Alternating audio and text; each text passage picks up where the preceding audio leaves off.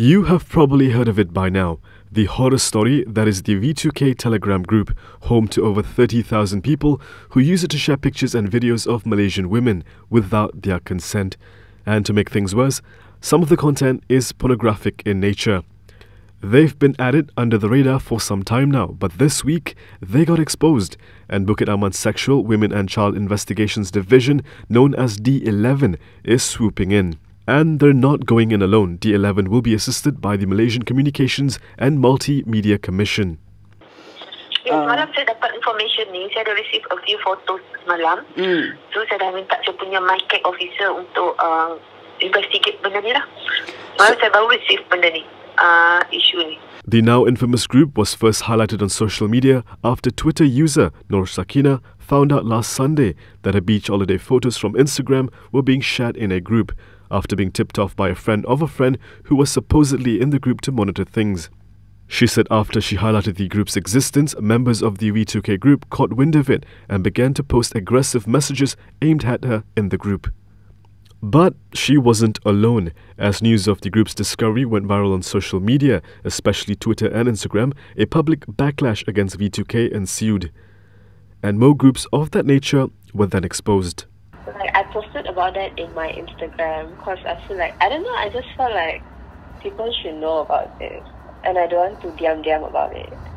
And then after that, I told other girls, like, if you have any of your stories or any more information, tell me.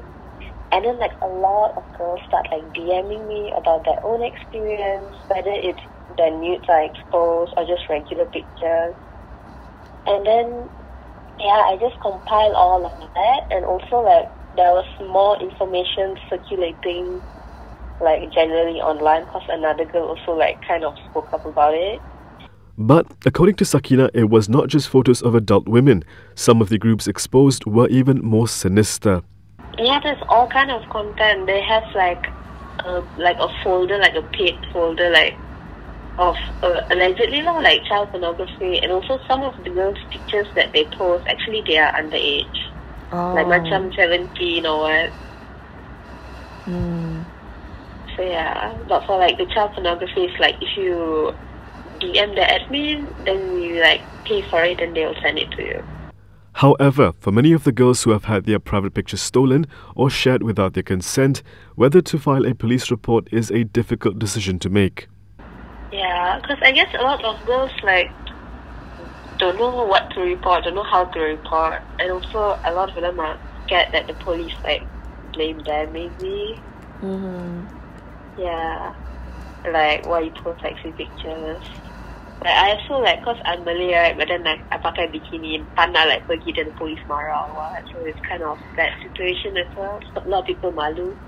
Speaking to KiniTV, renowned human rights activist Ivy Josiah said the existence of such groups show the need for specific sexual harassment laws. Harming women, when these women have not consented to this, when you're using their photographs, when they're going into their private spaces, fishing out, stealing their photographs and circulating it, that for me is definitely a crime. But more than anything else, it really goes to show that today in 2020, that women are still viewed as sex objects, that we are so disrespected. And that is why we need to make sure that there are very specific laws. And I'm certainly with the women's groups lobbying for sexual harassment, a law. Ivy said despite the perpetrators committing crimes by sharing such content, society continues to blame women in these situations. Why does it happen to women? Because we do not respect women.